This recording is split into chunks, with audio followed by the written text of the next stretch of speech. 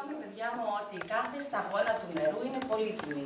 Η ραγδαία αύξηση του πληθυσμού έχει ως αποτέλεσμα τη μείωση των αποθεμάτων του νερού. Δηλαδή, οι αποθήκες του νερού τι κάνουν? Αδειάζουν! Πάρα πολύ ωραία. Στις επόμενες δεκαετίες θα πρέπει τα αποθέματα του νερού να αυξηθούν κατά 20%. Για σημειώστε λίγο.